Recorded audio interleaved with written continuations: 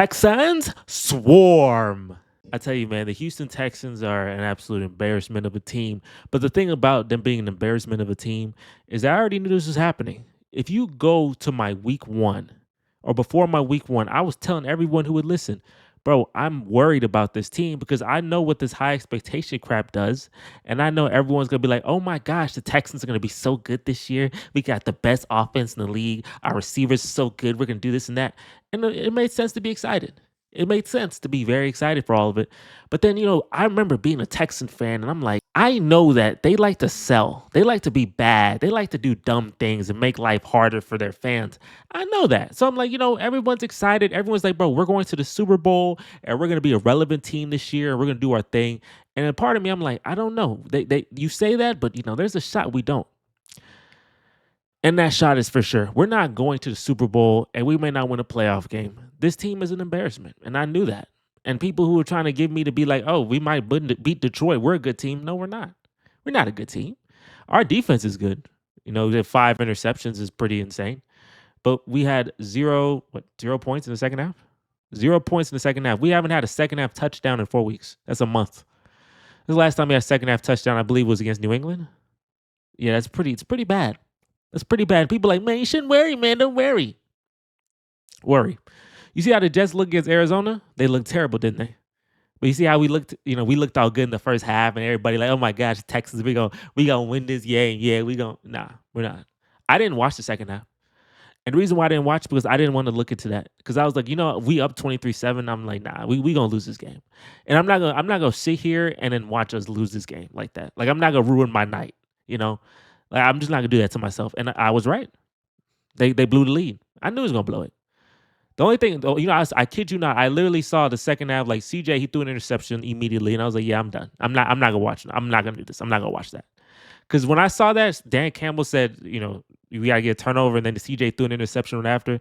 I'm like, yeah, they're going to win this game. And they did, because the Lions are an outstanding team. Hell of a comeback. They're 8-1, right behind the Chiefs. And it looks like they're going to play the Kansas City Chiefs in the Super Bowl this year. Maybe Lamar Jackson gets there, but I really think Detroit faces Kansas City, so shout out to them. But honestly, I don't know if we even beat Dallas next week. And if a Houston fan come to me and say, man, we're going to smoke Dallas, you need to relax yourself because this Houston team is an embarrassment. They're an absolute embarrassment of a football team. It's an absolute waste of my time and any Texan fans' time to look into this. Everyone who was talking to me earlier in the year thinking that we're going to do this and that, and I'm telling you, hey, we may not, y'all need to listen now. There's no panic. It's not like, are you panicking? There's no panic. It's done. It's cooked. It's wrapped. It's over. This team is fraudulent. There's no hope. There's no shot at success for the Houston Texans. Right? We can beat Tennessee twice and beat Jacksonville, maybe beat Miami, beat these little dumb teams here and there, maybe even beat Dallas. But in reality, we're not. When we go to the playoffs and we face good competition, we're gonna fold. Bobby Sloak, you're not good. Like, last year you were dope, but this year you're trash. You're trash. You're a trash coach. As an offensive coach, you're trash. You're doing awful. You're awful. And we want you gone. And D'Amico, you got to be the guy to do these things. And they're like, fans, they're like, they're emotional and they will say, hey, I want this guy gone, want that guy gone. But like, if you look at Kenyon Green needed to go. And honestly, the offense looked significantly better without Kenyon Green. Because Kenyon Green was awful at his job, but you kept trotting him out there. I don't know why, when he was one of the worst guards in the league, if not the worst, but you kept trotting him out there. Bobby Sloak isn't doing anything. Your season is lost. You made no moves in the trade deadline. You have all these holes. Not only that, but you rested Nico Collins. You decided to rest Nico Collins instead of saying, you're facing a good Detroit team and you need an elite offense. You trying to rest Nico because, oh man, the division is it's really bad. Let's rest Nico an extra week when you know this is football. This is the NFL. You need your players. If he's healthy and ready to go, get him out there. Why are you waiting? You playing this conservative crap, you're going to fail because now, look, you lost this game. Now you're another step back. Nico Collins could help you win this game. And now you have a shot maybe to get to that 2 seed. But, now you lost. You lost the game, so now you're going to definitely be the 4 seed. You playing this conservative crap and look at you now. Stop like that. That crap is what gets you back. That's what turns you to Bill O'Brien. And, there's nothing, I'm not seeing anything different besides that you better at coaching defense and you're not the GM at this point. Because I'm telling you, bro, D'Amico Ryans is he's a really good defensive coach and he's a really great guy. But at the end, you got to make some tough decisions and you got to be more aggressive. This is my opinion. You got to be more aggressive, and I don't see that. I don't see that. Nico Collins should have played today. Why are you resting him for? He can play if he's able to play him.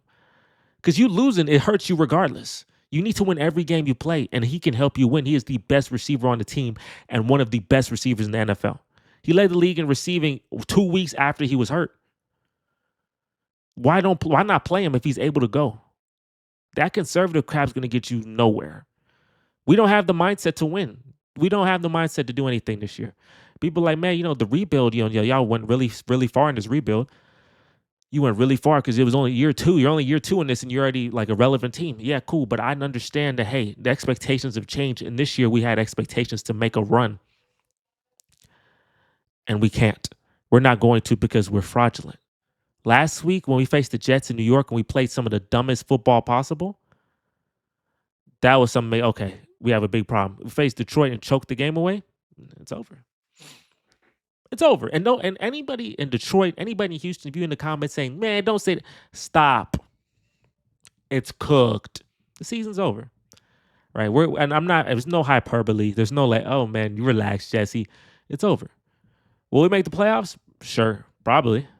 But what are we going to do from there? Nothing. I can already see it. We're going to have the first game on ESPN, a little prime time, the prime time game Saturday, like 3 o'clock. We'll have that game because we're the Texans. No one cares about us. And then we're going to play that game with a 4 seed playing a 5 seed, maybe the Steelers or whatever. And then you play the Steelers, and the Steelers, they either compete with you really well and they win or they lose. And then you go face Baltimore next week or the Chiefs the next week. And then you get destroyed and cooked. And then we sit back and be like, dang, who can we add in this draft? Or who can we add in the offseason? I'm tired of the same story, the same script. Because you saying, man, we went through 3 years of hell. Bro, before that, we had the Deshaun Watson era. And at the Deshaun Watson era, it was the same thing. The Texans win 10, 11 games, get to the playoffs, and do nothing. They win a playoff game against Connor Cook from with Brock Osweiler. He beat Connor Cook or something like that. He beat a young Josh Allen who didn't know what the hell he was doing. He beat the little dumb, little stupid little quarterbacks, easy peasy quarterbacks, and then you go into the second round and get smacked. That's what the Texans have been every year. Every year they've been in the NFL. Only one season I can ever recall where the Texans had heart, played with heart, and we lost a close game in the second round. And that was our first playoff trip in 2011. That was the only time when the Texans looked like they had heart. They were just missing the quarterback. Every other year, they have fraudulent tendencies. And this year, they're fraudulent again. And they will always be fraudulent. So if you're a Texan fan, I need you to give up, right? Give up. It's done. It's cooked. It's over. Give up. And Dallas next week, you say, oh, man, we're facing the backup Cooper Rush and la, la, la. Don't act like you're a good team. You're not. They can beat you. And they're damn right they may actually beat you. That's how pathetic you are. You go in the film room, I don't care what you do in the film room. It's cooked, it's done, it's over. You made no moves in the trade deadline because you want to sit on your hands and be like, okay, well, guess what? This is the result. Congratulations. You played yourself. Another loss. Take the loss home. Texans swarm, right? More content like this, make sure to like this video. And I know everybody's supposed to be excited for Texans versus Dallas week, but the Dallas Cowboys are heavily injured and the Houston Texans are frauds. So what the hell am I looking at? I'm not really trying to watch that game. We'll see what happens, though. Hey, it is what it is at this point, right? Houston Texans. Oh, yeah, this year we're going to make the Super Bowl. A lot of y'all were saying that, bro. I was like, hold your horses. Hey, the Texans, and they showing you exactly what they do to you, bro. Don't fall for the trap. They lay it every year. Catch you guys on the next video. Peace.